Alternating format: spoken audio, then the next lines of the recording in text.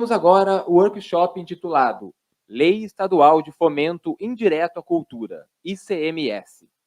Esse workshop vai desmistificar o processo de inscrição em editais de fomento indireto via lei do ICMS, tirando dúvidas e debatendo oportunidades. Para tanto, convidamos ao palco Bianca Ferraz, produtora cultural especializada em eventos literários. Uma salva de palmas. Natália Cunha, coordenadora de fomento da cultura do Estado de São Paulo, que estará conosco em uma participação online.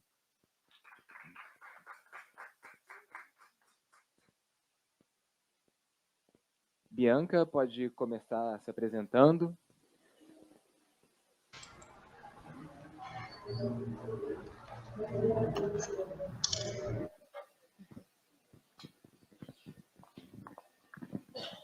Boa tarde a todos e todas.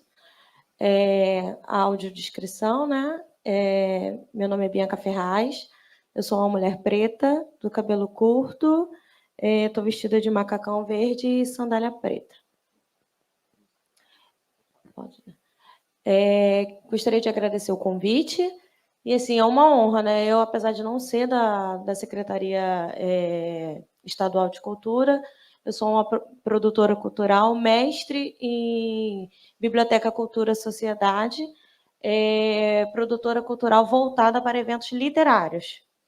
Então, assim, ao longo desses 8 anos, eu venho escrevendo projetos, enquadrando na lei do ISS, na lei do ICMS, Lei Rouanet, e desde 2018, quando eu entrei na universidade para fazer o mestrado, dentro do meu setor de biblioteconomia, as pessoas têm muita dificuldade, não conhecem os mecanismos de incentivo. E aí eu comecei a palestrar, trazer para dentro da universidade, dentro da área de biblioteconomia, quais os mecanismos de incentivo para que os futuros bibliotecários pudessem olhar mais uma vertente de trabalho, que seria da produção cultural, e também de mecanismo de fomento para dentro das bibliotecas, né? Como é que eles poderiam, a gente sabe que o recurso ele é escasso, então como é que eles poderiam enquadrar projetos dentro da lei do ICMS para futuros projetos. Então, assim, a minha fala é um pouco do que eu passo para os alunos, né? A lei do ICMS é uma lei estadual. Diferente da lei do ISS, ela não tem um calendário fixo, aquele engessado por edital, né? Ela tem um sistema, que é o Sistema Desenvolve Cultura, e esse sistema, para o proponente, ele fica aberto de março a novembro, e para o patrocinador, ele fica aberto o ano inteiro. Então, assim, o patrocinador, desde que ele esteja em regularidade fiscal, ele pode patrocinar até 3% do imposto de circulação. Isso. E o proponente, ele precisa enquadrar esse projeto dentro do sistema, e ele também precisa ir atrás dessa carta, né, que é a DIP, é a Carta de Interesse de Patrocinar. Por quê? Antes, você escrevia o seu projeto e aí demandava uma quantidade de equipe para avaliar e muitas das vezes não tinha o patrocínio. A Lei Rouanet também tem feito isso, né, nas últimas instruções normativas. Então, você precisa dessa carta de interesse. Então, você não tem como escrever o projeto se você não tiver essa carta. E, conforme o projeto for andando dentro da Secretaria de Economia Criativa, depois você tem que ter a carta de patrocínio mesmo. Então, assim, muitas pessoas conseguem uma carta só para poder passar o projeto e necessariamente não quer dizer que aquela carta de interesse vai ser a carta do projeto que vai ser patrocinado. E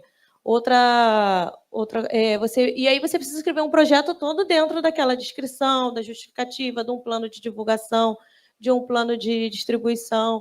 O orçamento ele é detalhado, né? Como a Valquíria disse, ele não precisa ser em tantos itens, mas ele também precisa ser detalhado. E assim, são as áreas, né? A gente tem a área de teatro, a área de cultura, a área de literatura, que é a área que eu sou mais específica, que você pode estar escrevendo esse projeto Só que ela é pouco divulgada, porque nem todo mundo acaba recolhendo o ICMS, porque as empresas acabam ficando dentro dos municípios e elas acabam recolhendo o ISS e ficando isenta do ICMS. Então, assim, acaba sendo uma lei que ela não é tão divulgada. Como é que tá? Gostaria de convidar o palco também para mediar esse debate José Carlos Vieira Júnior, diretor da Drum Brasil e presidente do Congresso Brasileiro da Cultura. Alô? Bianca Ferraz, Isso. tudo bem? Tudo. Boa tarde. Boa tarde. Companheiros ontem, né? E hoje novamente. E a Natália Cunha. Natália, prazer em conhecê-la, viu? Prazer em conhecê-la. Desculpa um pouquinho do atraso, mas no painel anterior estava falando de ISS, aí fui cumprimentar na saída, e para que é aquela história, né? O que é um cumprimento, né? Ou o que é uma pergunta vira uma fala, né? Aí, perdoem atrasei um minutinho, mas... Atrasou sem falar. Estamos juntos. Zé Carlos, outra coisa importante falar é que para você escrever um projeto dentro da lei do ICMS, o seu CNPJ ele tem que ter como atividade principal a área de cultura e você tem que ter pelo menos 2 anos. Sim. Né, de experiência. Experiência aqui no Rio de Janeiro. Aqui no Rio de Janeiro. Natália Cunha, boa tarde. Você escutou sua colega aqui do Rio de Janeiro? Ela já se apresentou, Natália Cunha? Não. Então, por gentileza, a sua apresentação e já pode avançar o que tem de similaridade, quais são as características na lei do ICMS. Eu não vou nem falar o nome, que o nome deixa você falar. Por favor, de São Paulo. Boa tarde a todos, todas e todos. Boa tarde, Zé, obrigada pelo convite.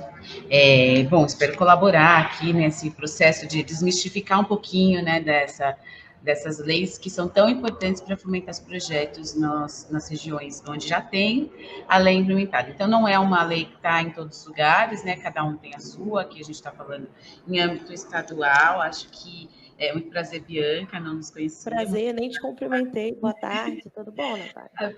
Tudo jóia. A Bianca conta, então, um pouquinho de algumas características que a gente tem em comum, acho que do fim para o começo. Aqui. Fala um pouquinho mais próximo do fone, só para a gente... Então, e aqui também está tudo aberto por conta do calor, se fizer muito ruído, vocês me avisam.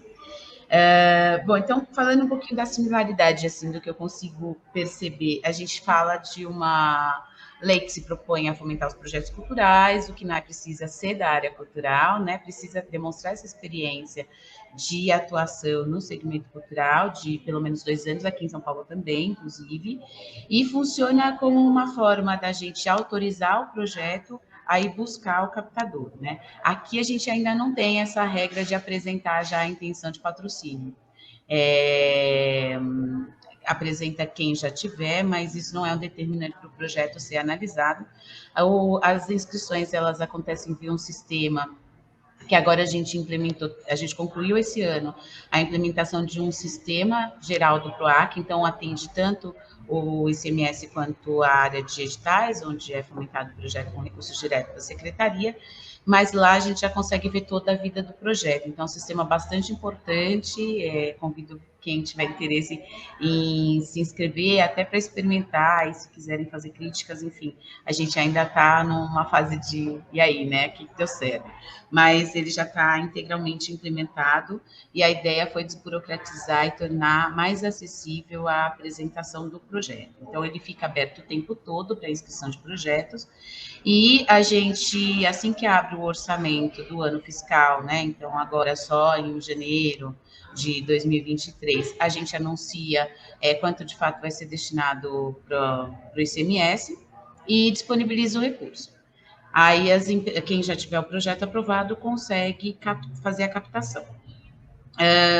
E quem estiver na fase de aprovação, de inscrição do projeto e aprovação do projeto, a comissão de avaliação trabalha também permanentemente na avaliação dos projetos, e essa inscrição pode acontecer durante o ano todo, independente da liberação do recurso.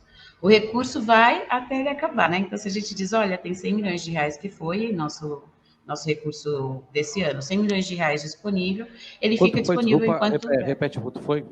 100 milhões. Isso. E acabou, se não me engano, no começo de outubro esse ano. E aí isso é relativo, depende mesmo de quanto tempo aí os proponentes conseguem. A captação começa na hora que abre a porteira, assim, para a corrida mesmo? Quando começa? Foi em janeiro, esse ano, quando liberam o orçamento do ano, né? Aí abre o sistema da Fazenda, a gente consegue, então, já fazer movimentação financeira. Abre, então, para captação também. Entendi. Tá? Aí abriu para captação. Aí você me pergunta, quanto tempo, então, isso dura? Não sei, já pode acontecer de acabar em agosto. Depende de quais são os projetos que vão conseguir captar e quais os valores dos projetos. Hoje a gente trabalha com 3 faixas. Pode falar, tá? A primeira pergunta, quanto tempo mais ou menos está levando para aprovar um projeto? Para que os produtores possam entender mais ou menos. Eles entram lá em janeiro, aí fala assim, pô, tenho meu projeto aprovado, a partir daqui já posso correr atrás das empresas. Apesar que pode correr antes, já falamos sobre isso. Mas estou pronto para poder sacramentar o meu casamento com a empresa. Sim. A gente tem analisado o projeto dentro do mês de inscrição, tá? Isso foi os nossos últimos acontecimentos aqui. Mas depende do fluxo, porque a gente tem uma comissão que ela é permanente, ela tem hoje 18 pessoas, ela tem um mandato de 2 anos, e aí depende do fluxo de projetos. Se todo mundo se inscrever em janeiro, talvez isso demore um pouco mais, né? Mas a gente tem analisado, acho que os últimos foi em 15 dias, 20 dias, a gente já conseguia receber a inscrição, analisar a parte documental e mandar para a comissão análise de mérito, que não é bem de mérito, na realidade é a avaliação da regularidade da inscrição, porque a gente não necessariamente julga o mérito, né? Ver a coerência do projeto. Dá para entender assim? Sim, e a mesma pergunta, depois eu vou repetir, né? Fique à vontade, né? No caso, para responder com relação ao Rio de Janeiro, mas para você, primeiramente, Natália, quando uma empresa ela decide, vou entrar na cultura, vou aportar projetos culturais, né? Primeiro, quantos por cento ela consegue aportar?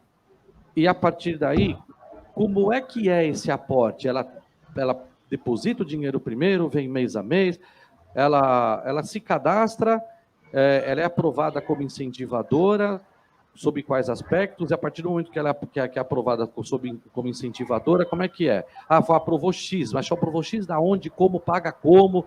A gente aqui do produtor cultural do outro lado, a gente recebe quando, de que forma? Tudo de uma vez só? O produtor ele vai resolver um pouquinho esses anseios quando ele tiver mesmo no relacionamento com a empresa, né? Então, a própria empresa vai, a partir da sua autorização para destinar, para fazer a renúncia, né, e destinar o recurso ao projeto, vai conseguir dizer, olha, eu vou pagar, pagaria, né, em boletos e vai ser, então, 5 parcelas de 20 mil reais, não sei.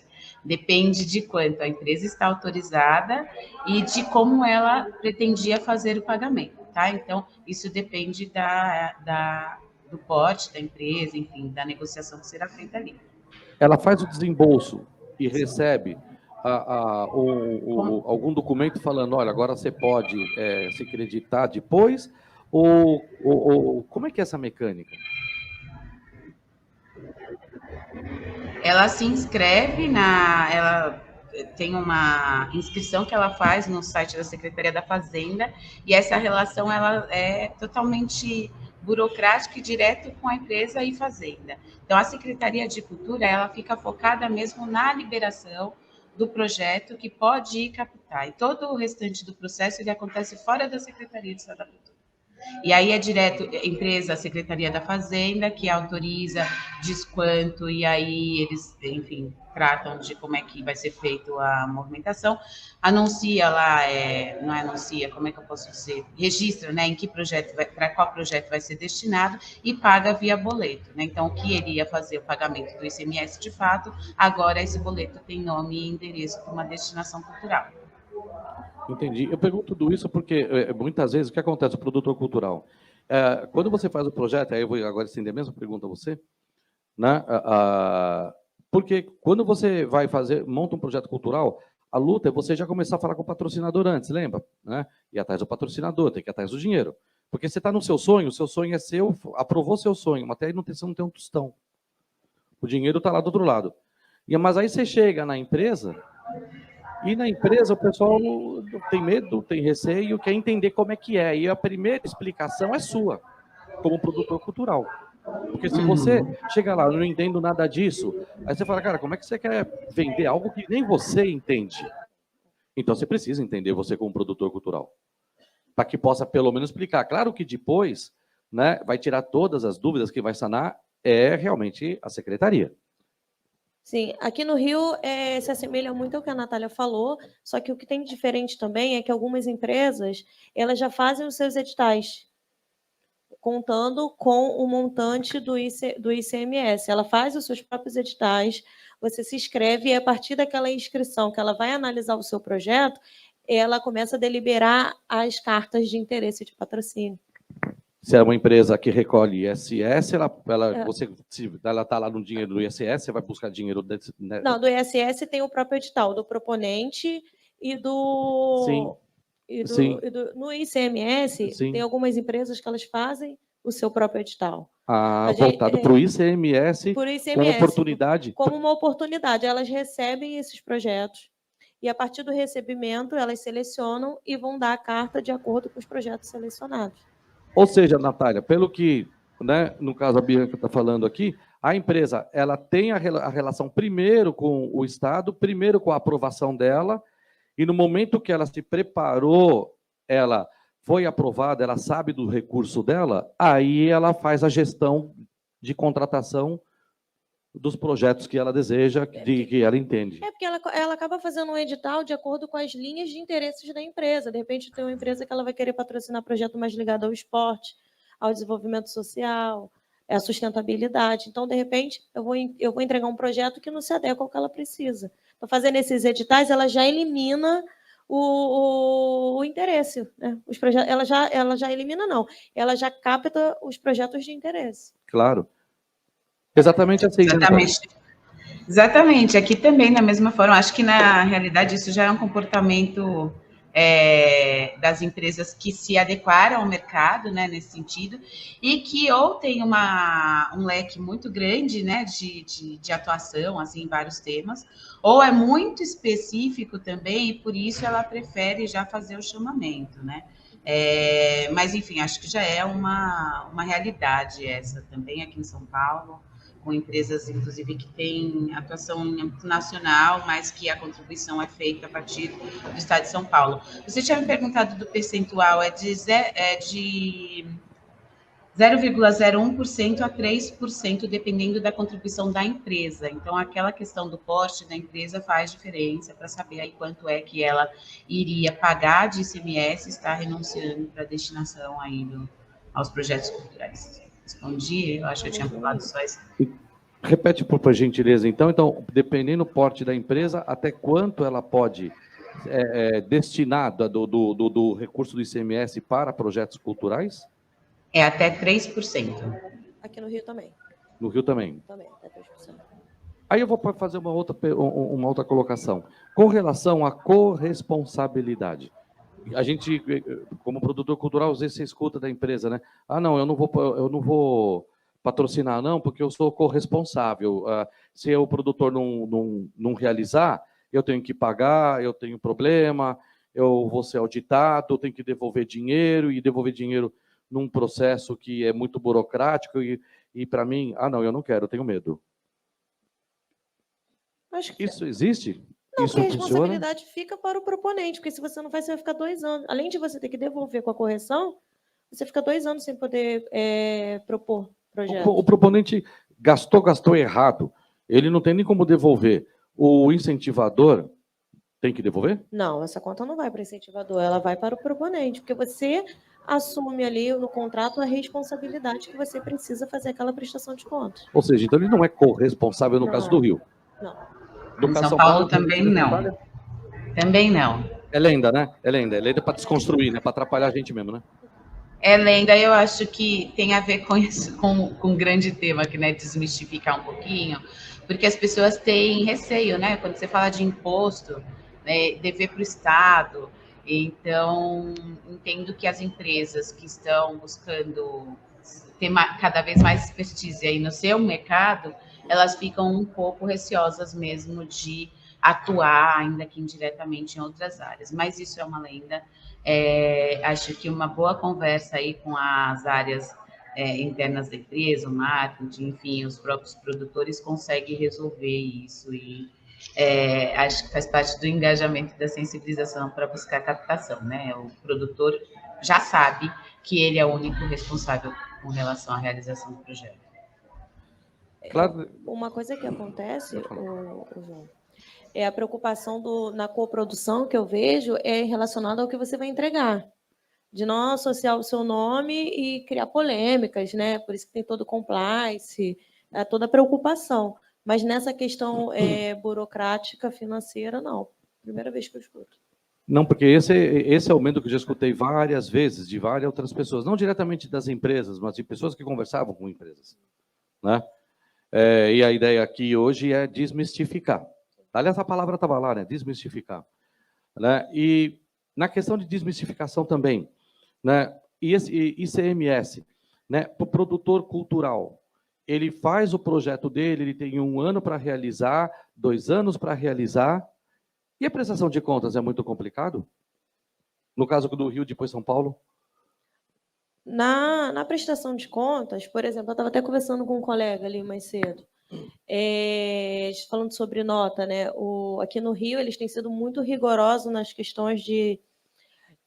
a gente sabe o que acontece, tem gente que não está formalizado, ela quer desenvolver o trabalho, mas ela não está formalizada, e aí ela pede nota de outra pessoa. Aqui no Rio, eles estão pegando muito pesado em cima disso. Então, assim, o nome da ficha técnica tem que ser a mesma pessoa responsável pela nota fiscal, a descrição e o valor, tudo de acordo. Então, assim, eles são bem rigorosos. Se não é pessoa jurídica, você vai pagar com RPA dentro da lei, conforme tem os descontos. Você tem que prever isso no seu orçamento. Então, assim, é uma prestação de contas normal, como se você tivesse a sua casa. Você tem o seu orçamento, você sabe o quanto você pode gastar, é o que você tem, e dentro das regras, né? Natália, a mesma pergunta para vocês, tendo até uma outra experiência. Eu me recordo que, particularmente, né, num projeto esportivo, isso há anos atrás, no Rio de Janeiro, eu tinha que discriminar a empresa que nos orientou, tinha que discriminar já os fornecedores no momento da proposta. No momento da proposta, eu tinha que definir o fornecedor X. O fornecedor X, eu me recordo claramente disso à época, né? O que eu achei estranho, eu falei, mas espera um pouquinho, eu tenho um projeto, mas até aí definir... Mas todos os fornecedores? Eu me recordo, porque eu achei tão estranho que eu não entrei com o projeto à época. Eu falei, não, prefiro não. Até porque talvez seja um desconhecimento meu mais profundo, mas eu me lembro claramente, tinha que dar 3 orçamentos de cada um. Falei assim, mas as coisas mudam tanto que eu estou fazendo agora para captar o outro ano, né? E com pandemia, sabe Deus. E você ainda vai ter que negociar o valor que você negociou esse ano. Exato. Daqui a um ano. Não, e o fornecedor que é hoje com uma qualidade de serviço e qualidade de vida, de entrega, amanhã pode ter melhorado, mas depois de amanhã é um desastre, né? E aquilo me deixou tão inseguro. E aí, no caso, né, da lei do municipal, eu coloco a rúbrica, o serviço, e quando aprovado à época, aí eu vou buscar. Mas aí, então, primeiro, desta forma, preciso fazer 3 orçamentos ou não? Eu escolho um, tenho a entrega. O que eu preciso é nota, né? RPA, tudo direitinho. Né? Então, primeiro, né, Natália, depois volto para você, Bianca. É assim, Natália, eu estou errado? É assim, não tá errado, não. Só precisa discriminar as empresas. Aprovado a comissão depois exatamente conforme o projeto foi aprovado. E aí você precisa ter as notas relacionadas a cada uma daquelas despesas. Então, supondo que tenha passado alguma despesa que ela seja meio genérica, assim, que cabe 2 custos tem, vai ser analisadas 2 notas, né? Sei lá, cachê artístico, aí depois você contratou mais de um artista, né? Alguma coisa do tipo. Então, quem analisa é a comissão, está discriminando lá, precisa estar o serviço coerente com a proposta, foi aprovado, depois você tem que prestar contas conforme o que foi apresentado. E tem 30 dias, ou período, você perguntou do período, né? Então, o período de captação, ela é o ano em que o projeto foi aprovado, mais 1. E o período de realização é o que tem a ver com o projeto. Então, se o projeto é um evento de 4 dias e ele vai realizar no primeiro 6 meses após captação, ele vai colocar lá o cronograma conforme a realidade do projeto, tá? Isso é quem define é o proponente. Não tem nada a ver com a secretaria, a gente não tem um prazo pré-estabelecido, tá? Precisa durar 12 meses, precisa durar 6 meses, não existe, tá? Quem estabelece isso é o proponente. E depois de 30 dias da realização, ele precisa prestar contas, e aí com esse cuidado que você estava destacando agora, Zé, que é de apresentar nota a nota, essas notas são avaliadas pelos analistas de prestação de contas, que são servidores da casa, então tem todo um rigor de fato que precisa ser garantido. Não volta para a comissão que aprovou, né? Quem analisa é a administração direta, e aí, no final das contas, segue aí o fluxo da administração pública. Aqui no Rio também funciona semelhante. O que acontece, por exemplo, eu estou com um projeto agora de uma exposição. E quando eu escrevi o projeto, eu tinha uma artista plástica. E aí, no decorrer, pandemia, ela falou, Bianca, peguei outro trabalho, não vou poder fazer. E aí, quando eu fui substituir, eles falaram, não, você vai ter que entregar uma carta de anuência da nova artista plástica. Você vai ter que escrever um e-mail justificando a troca e depois uma carta de anuência para a gente alterar dentro da ficha técnica. Então, nesse caso de programação, você tem que pedir autorização para poder modificar. Mas de fornecedores de lona, de quem vai imprimir, plotter, ele não tem esse rigor do fornecedor. Posso fazer uma pergunta para... Toda, entre elas. Aliás, depois da pergunta dela, se alguém tiver alguma pergunta, alguém tem alguma pergunta para ela, só para entender? Perfeito, então espera que depois nós vamos fazer a sua pergunta. Natália, como é que funciona quando o proponente ele tem um projeto e ele não consegue captar o valor total? Como é que funciona? Até quantos % ele pode captar e vocês autorizam a execução do projeto? Para fazer a movimentação do recurso a partir de 35% captado. E aí ele precisa adequar o projeto, caso ele vá realizar só com o que tiver captado, ele precisa adequar o projeto ao percentual de captação. Se ele for ainda captar, estiver dentro do prazo, ele for ainda captar e só quiser começar a pré-produção, enfim, tudo bem também. Aí ele vai assumir esse risco, né? Enfim, e ele pode começar a realizar o projeto e buscar o recurso integral para terminar a realização. Eu pergunto porque aqui no Rio é 40%. E aqui no Rio também, por exemplo, você tem que readequar o seu projeto e o seu orçamento, mas você tem que manter a quantidade de apresentações. Você pode reduzir o orçamento em outros itens. Mas Ou seja, você reduz a qualidade mesmo, né? Porque se você colocou 8 apresentações, mesmo que você tenha captado só 40%, você precisa fazer as 8 apresentações. É como se não fosse autorizado fazer a mudança do objeto, né? Isso. Eu entendo isso. Mas aqui não, volta para a comissão de análise, que é a que tem competência para fazer a avaliação inicial, e no final das contas ela também pode ajustar. Bom para outra pergunta, né? Mas é fácil, né? Você corta só a luz, corta o som e está tudo certo, né? Mas faz. Uma pergunta, por favor. Boa tarde. Boa tarde. Eu gostaria de saber se existe alguma lista que é fornecida para os proponentes ou, não sei, um site, algum tipo de informação nesse sentido, das empresas, né, que a gente pode correr atrás, né, desse patrocínio, desse recurso, né? Então, é só para saber se tem algum tipo de banco de dados que a gente pode acessar para ter essa informação mais clara na hora de correr atrás. Aqui no Rio, eles têm um sistema Desenvolve Cultura. Aí dentro que é o sistema de todos os fomentos aqui do Estado, tanto direto quanto indireto, né? E lá tem a lista das empresas que estão aptas a patrocinar projetos. No sistema Desenvolve Cultura. Aí você coloca lá lei do ICMS. Aí tem o manual do proponente, que é um passo a passo de como você vai fazer a sua inscrição. Aí tem inscrição do proponente e lista de patrocinadores. Pude ver essa lista, para dizer a verdade, antes de vir aqui. Falei, deixa eu dar uma olhada nessa lista, há muito tempo que eu não via, mas eu vou deixar a Natália responder primeiro também como é que é lá em São Paulo, para depois voltar aqui no Rio, porque particularmente eu tenho uma dúvida. Mas, infelizmente, a secretária acabou não podendo vir, não podendo mandar alguém aqui, que estava em reunião excepcional hoje lá, né? E aquém da participação sua, que seria a produtora, a ideia nossa é ter a produtora aqui. Então, eu até me posiciono como um produtor em São Paulo, e temos uma produtora carioca. Não, é importante lembrar, né? Eu estou aqui no local de fala de produtora, né? De um produtor e uma estudiosa das leis de incentivo. Né? Sim, aqui, independentemente de nós estarmos aqui hoje dirigindo o Congresso, eu tenho meu lugar de fala como produtor cultural também em São Paulo. Né? Para saber também se existe também uma ideia da quantidade de empresas que fazem parte desse banco de dados que está disponível. Ah, mas não responde você agora não. Primeiro que eu ouvi a Natália. E depois eu vou voltar para você. Fala, Natália. Por favor. A gente tem no site um link que leva para o sistema da Secretaria da Fazenda, que disponibiliza mensalmente uma lista das empresas patrocinadoras. Mas essa lista só fica no ar enquanto tem recurso disponível. Então, neste momento, vocês não vão conseguir acessar.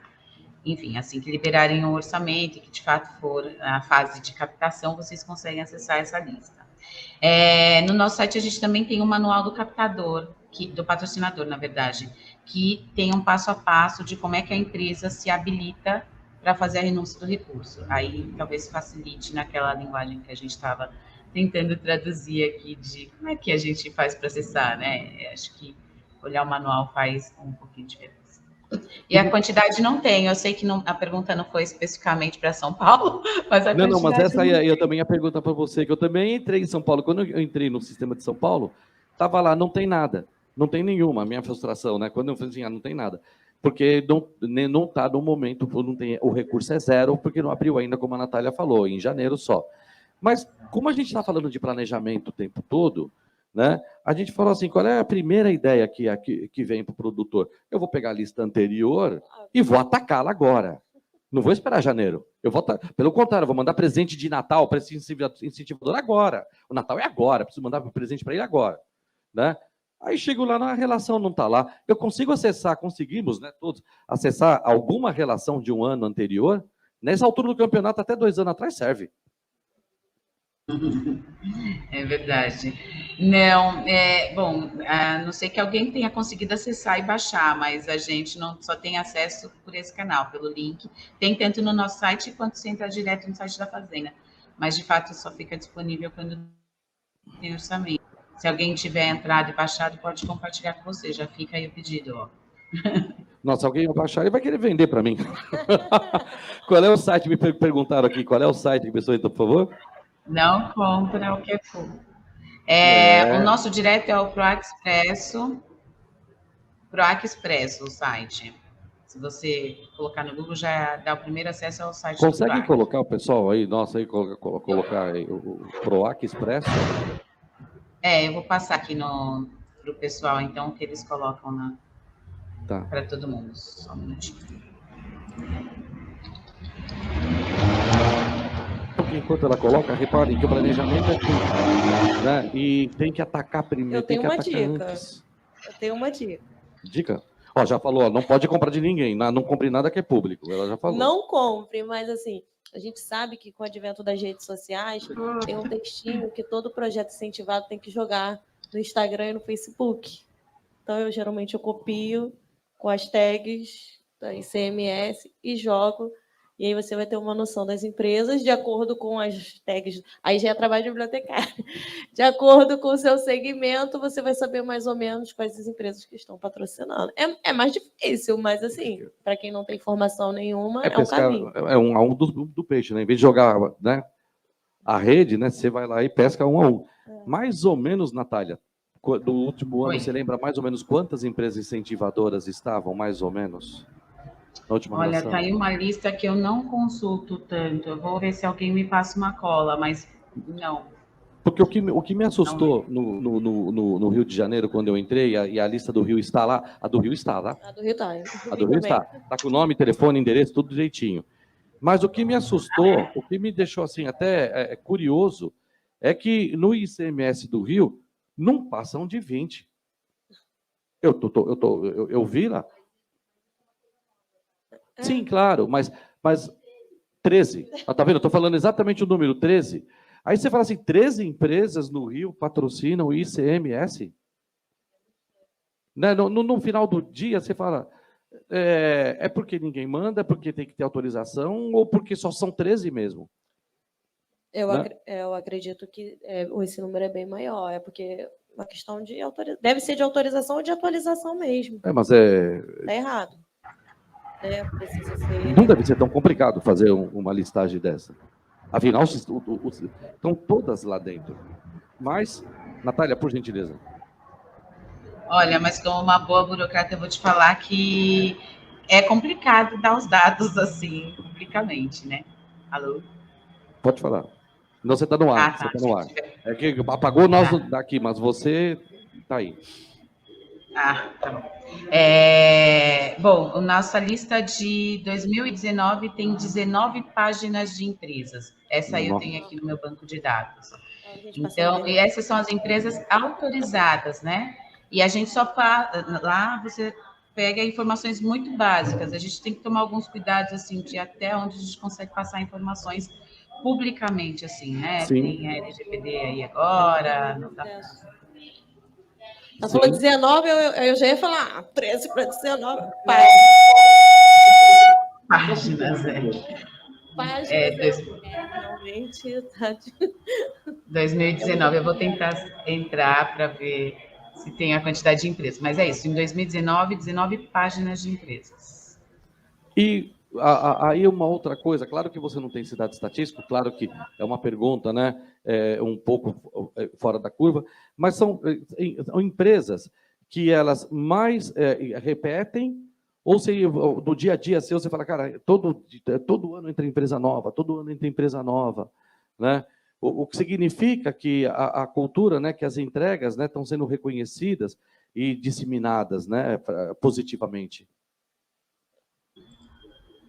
Tem as que tradicionalmente fazem a renúncia, né? As empresas que a gente conhece, enfim, as marcas e tudo mais.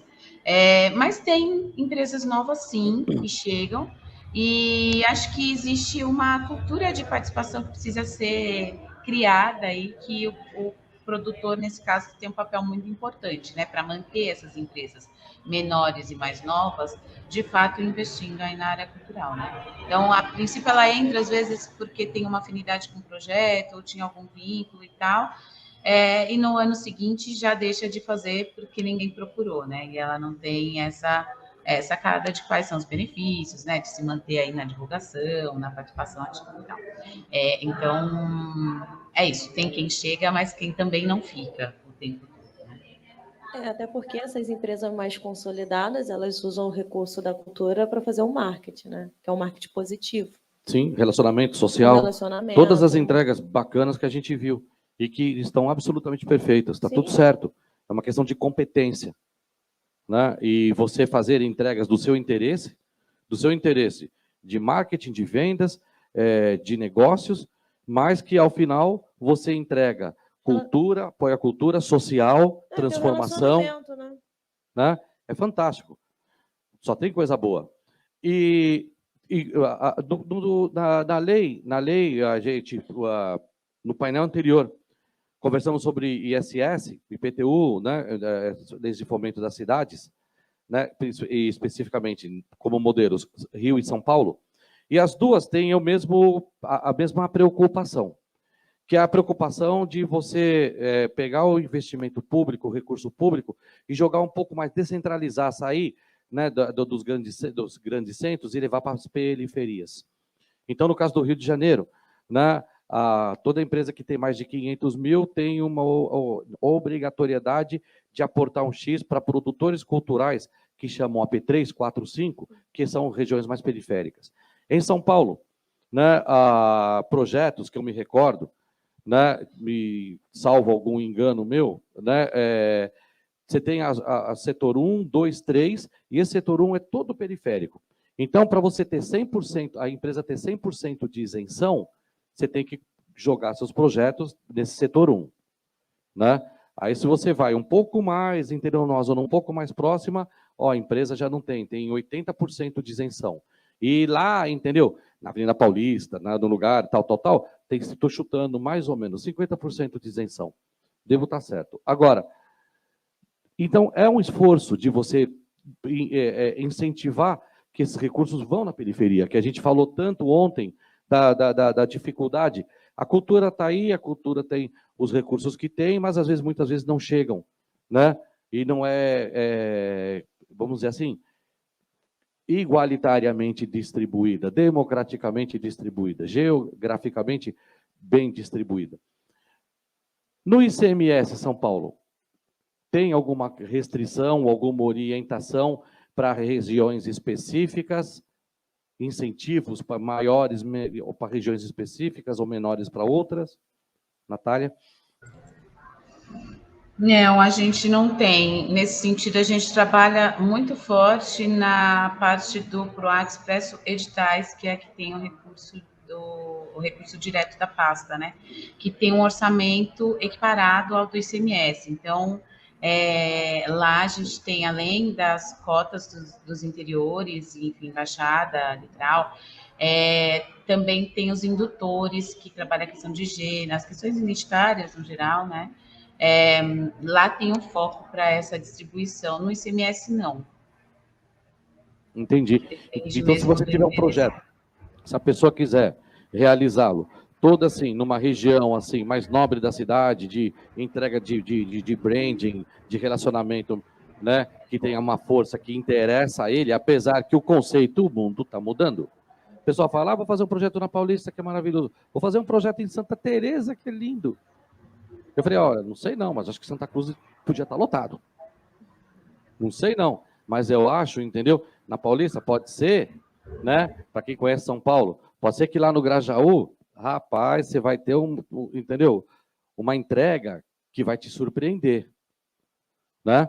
Então, claro que as empresas elas vêm com conceitos e pré-conceitos, né? E o produtor, nessa hora, ele fala muito pouco. Pegou o dinheiro, ele fala uma vez, a segunda, tá bom, o que você quer tá fechado. Eu falo isso porque da importância do Estado, né? A gente falou da importância do papel das empresas, né?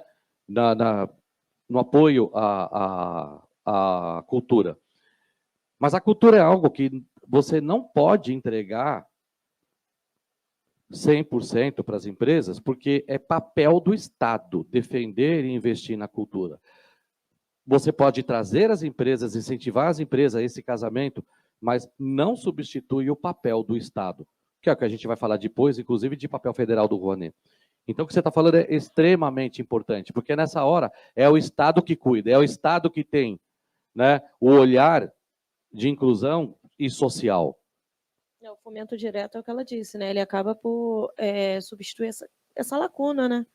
Porque se deixar só para as empresas, eu acho que também o papel fundamental nosso, como produtores, é quando a gente chegar nessas empresas, nessas áreas, ir até essas áreas mais afastadas, saber o impacto que aquela... Porque, de repente, o prédio está lá na Paulista, mas ele impacta em Piracicaba, em outra cidade, e você chegar e falar assim, olha, vai ser importante esse projeto aqui, porque ele vai atender os seus funcionários, os filhos dos seus funcionários, você vai ter um impacto social. Trazer para esse olhar também. Sim, e aproveitando, então, até conversando com a Paula, né?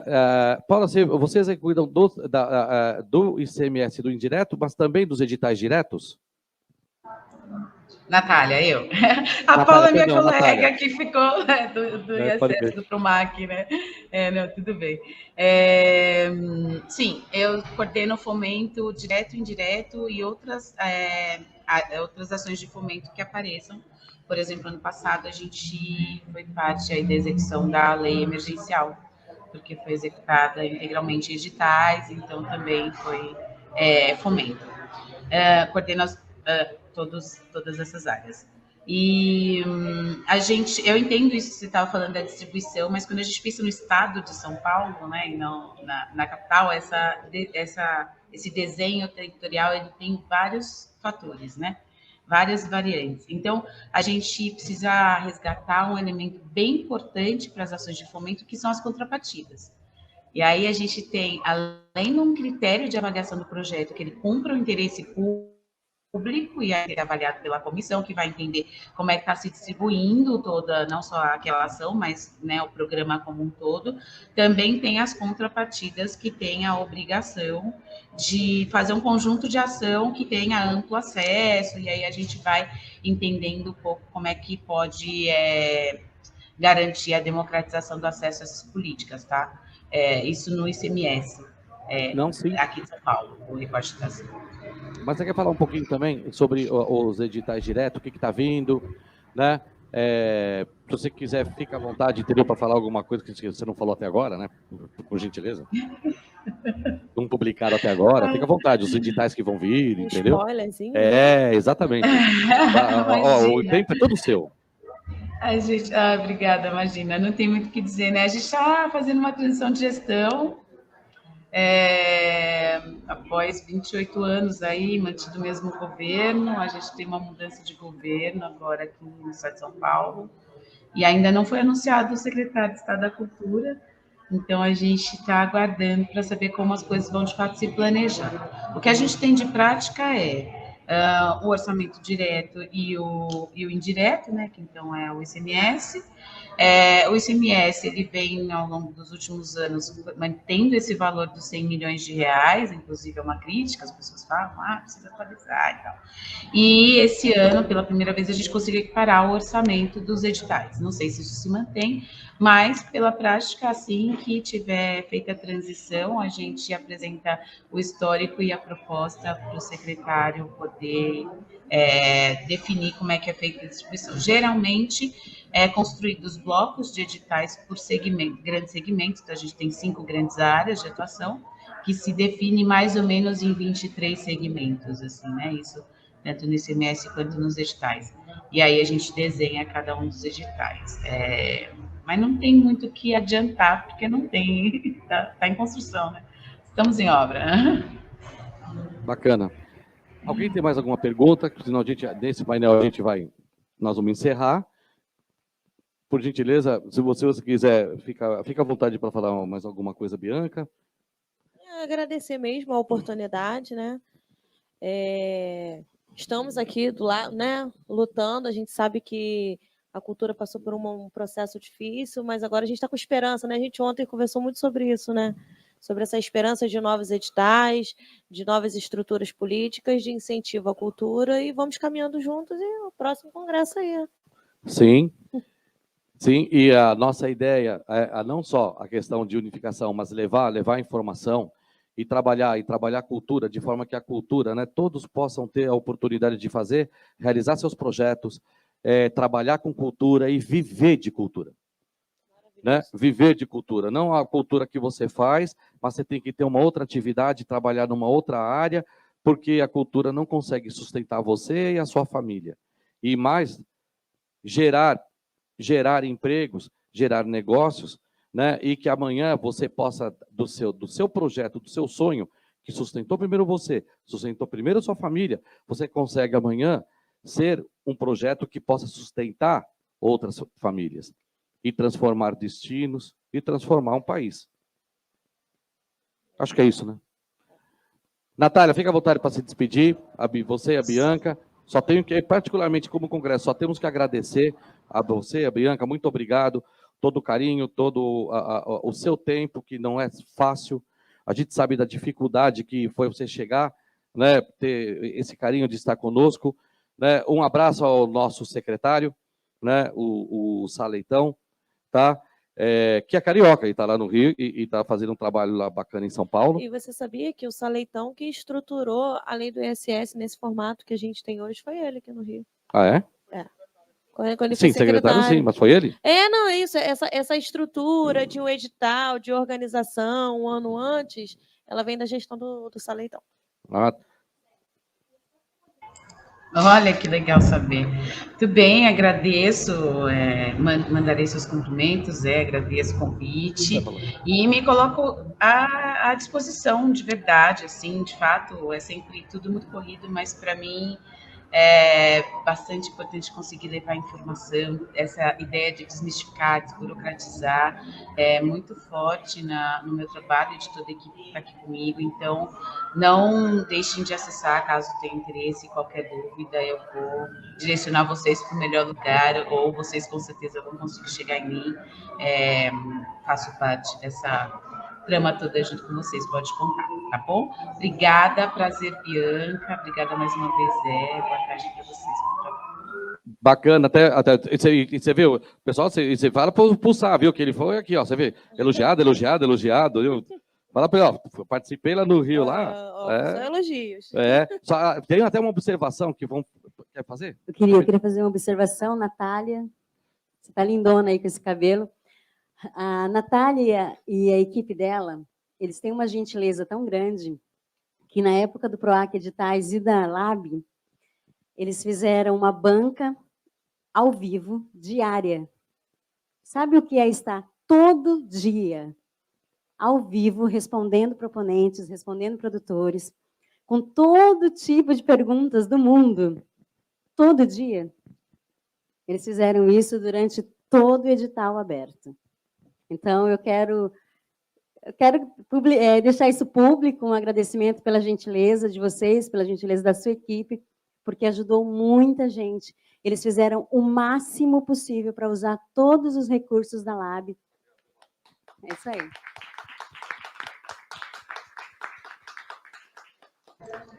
Era sobre isso, minha despedida. De fato, a gente está inteira à disposição. Obrigada pelo reconhecimento. Acho que, principalmente em nome da equipe, isso acalanta e dá fôlego para a gente continuar numa dedicação muito intensa. A gente tem aí Aldir Blanc 2, Paulo Gustavo chegando, e os volumes são enormes, né? E envolve, de novo, os estados e municípios, e a gente precisa juntar forças para conseguir fazer com que a cena se mantenha, né? Se recupere e se mantenha. A gente ainda está numa retomada, né?